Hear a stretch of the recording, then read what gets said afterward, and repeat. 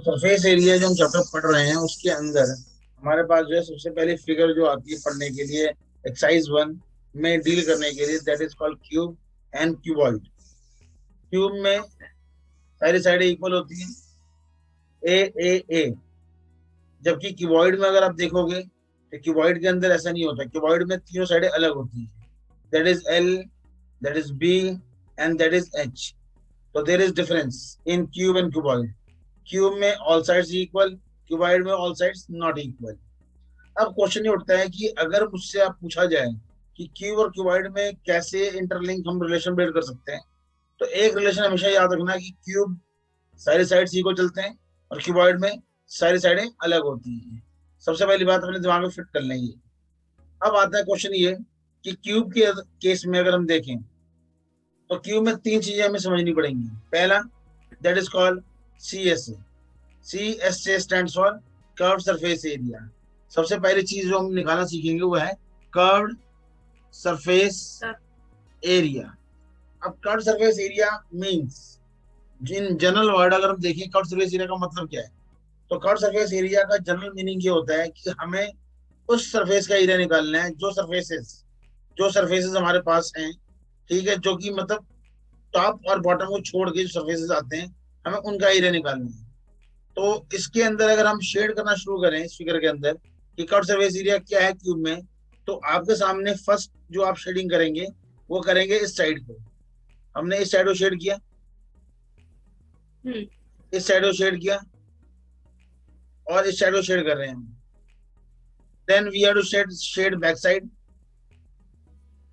Back side.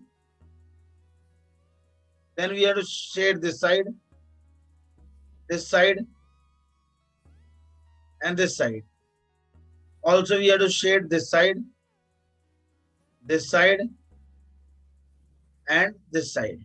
So this is called curved surface area. Actually, curved surface area का मतलब जो निकलता है वो है सिर्फ और सिर्फ कि वो एरिया जो कि सिर्फ और सिर्फ वॉल्स में इंक्लूडेड होता है, जैसे कि ये एक,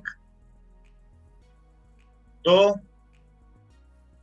तीन और ये आगे का चार। तो these four faces of a cube considered as curved surface area। और उसके लिए लॉजिक क्या है, मतलब लॉजिक है, अगर आप देखें कर्व सरफेस एरिया जो यहाँ पे इक्विवेलेंट है, तो कर्व सरफेस एरिया हमारे पास इक्विवेलेंट आएगा, किसके इक्विवेलेंट आएगा, the curve surface area is going to be equivalent as 4 into area of side. And we know that कि क्यूब की साइड जो है स्क्वायर होती है, तो we have to write 4 into a square। This is the area that is called curve surface area of a cube. But अगर इसी को हम क्यूबॉइड में ले जाते हैं तो क्यूबॉइड में अगर आप देखेंगे तो ये हिस्सा आएगा, हम्म। ये हिस्सा आएगा, ये हिस्सा आएगा, ये वाला साइड आएगा आपके पास, और ये वाला साइड आएगा आगे का। इस केस में अगर देखें तो कर्व सरफेस एरिया अगर हम निकालें क्यूबॉइड का, तो क्यूबॉइड का कर्व सरफेस एरिया का जो फॉर्मूला है बहुत ही सिंपल तरीके से निकलेगा, क्योंकि इसके अंदर भी लॉजिक वही होगा कि हम 4 साइड्स भी आएंगे। बट हाँ। 4 साइड्स में इसके अंदर फर्क क्या है, इसके 4 साइड्स में क्या फर्क है, वो ये होता है आपके पास कि इसके 2 साइड्स का एरिया और बाकी दूसरे 2 साइड्स का एरिया इक्वल होता है। यानी यहाँ पे आएगा that is called 2 into front and back, front side, plus 2 into side. और we can say that is called left और राइट साइड। आपकी मर्जी, आप कौन सा साइड लेना चाहते हो, लेफ्ट और right side, any side you can go for.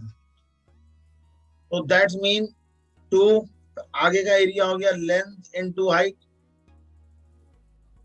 और अगर हम यहाँ का एरिया निकालेंगे तो ट्वाइस ब्रेथ इनटू हाइट। तो हमारे सामने जो एरिया आएगा that is 2, and we have to take common h, हमारे पास आएगा l प्लस b। तो this is the formula for cut surface area of cuboid. तो यानी कि हमें क्यूब और क्यूबॉइड का सरफेस एरिया निकालना आ गया। और क्यूब और क्यूबॉइड सरफेस एरिया को अगर हम देखें तो हमारा डिजायर रिजल्ट ये है. This is our desired result for cube and this is desired result for cuboid. तो क्यूबॉइड का सरफेस एरिया, क्यूब का सरफेस एरिया आपको समझा दिया. क्या लॉजिक होता है जिसको आप लोग यूज कर सकते हैं, और इसके थ्रू आप आगे की तरफ कोई भी क्वेश्चन हम क्यूब और क्यूबॉइड का कर सकते हैं रिस्पेक्टिवली. ओके, स्क्रीनशॉट ले लें. अब आता है टोटल सरफेस एरिया. तो टोटल सरफेस एरिया अगर हम निकालें, total surface area that's for cube and total surface area for cuboid. अगर हम इन दोनों केसेस को देखेंगे तो फिर से उसी लॉजिक के साथ चलते हैं जो हमने पिछले लॉजिक में लगाए. और पिछले लॉजिक में जो लॉजिक लगाया है उसको देखेंगे हम कि एग्जैक्टली कैसे टोटल सरफेस एरिया निकालते हैं क्यूब का. अब क्यूब के सरफेस में देखा जाए तो टोटल सरफेसेस यहाँ पे आती है 6. There are 6 surfaces for a cube. 6 surfaces का मतलब होता है 6 into area of side. Then it mean we have to go 6 into a square. This is the formula for total surface area of a cube. जबकि total surface area अगर आप cuboid का निकालते हो तो क्यूबॉइड का टोटल सरफेस एरिया निकालने के लिए हमारे पास अब 2 साइड और ऐड हो जाएंगी. और वो 2 साइड्स कौन सी होंगी? वो अपर साइड्स. यानी इस फिगर के अंदर हम देखें, अगर हम पिछले फिगर के साथ चलें तो हमने यहाँ पे ऐड कर दिया इस साइड को क्यूब में और एक इस साइड को ऐड कर दिया. सेम क्यूबॉइड में भी हमने अब इस साइड को ऐड कर दिया और इसके बॉटम को भी ऐड कर दिया. That is floor and ceiling. In general word we said floor and ceiling.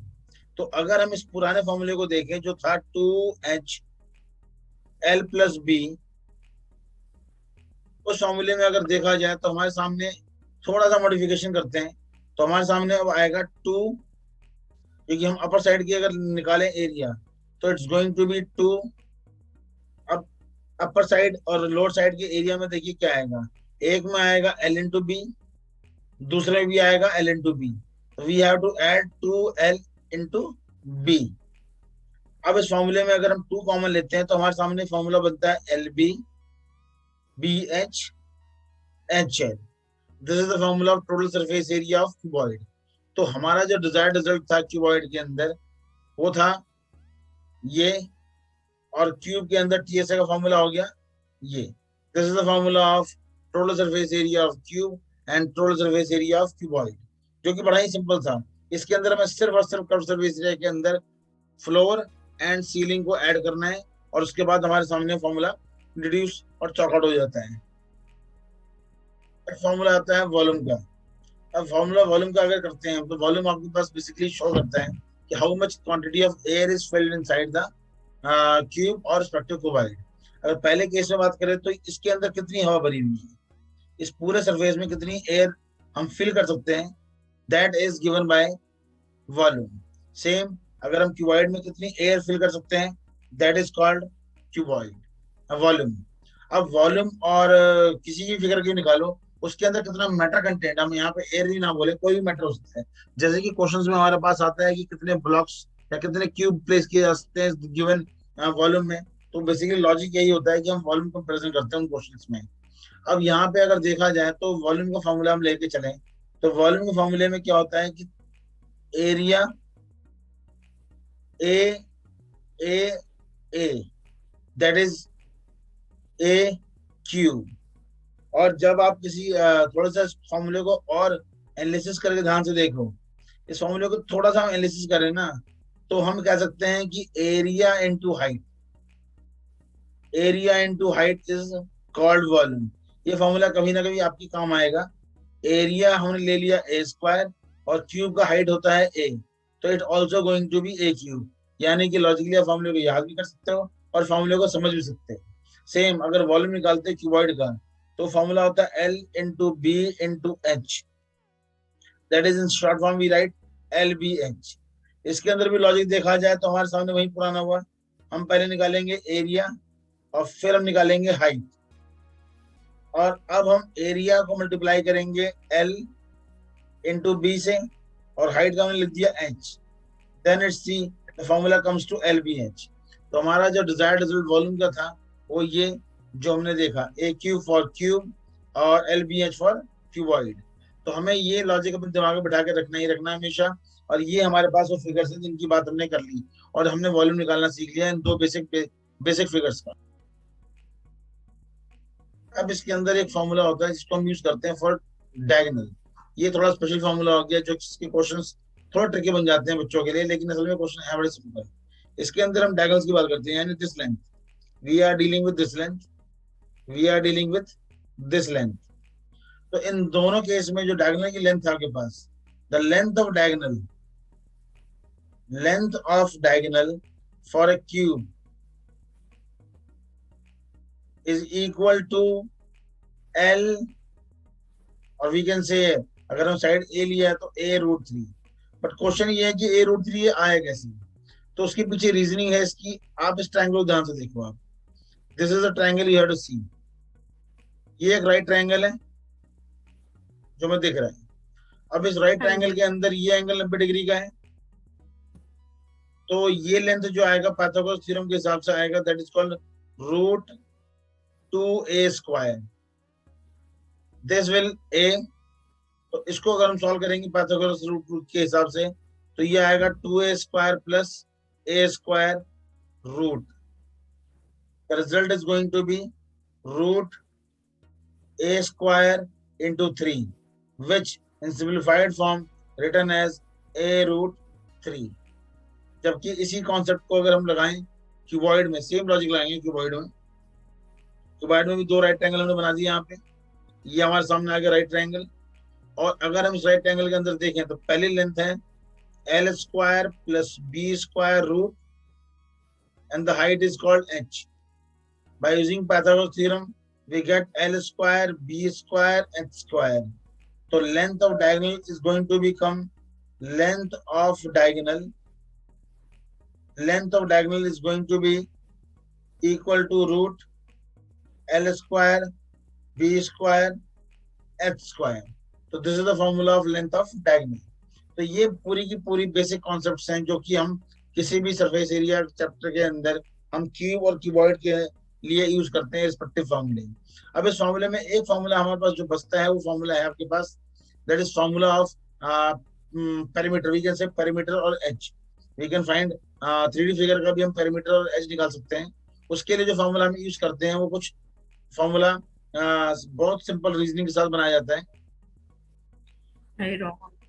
अब जो हमारे पास फॉर्मूला आता है, that is called length of as.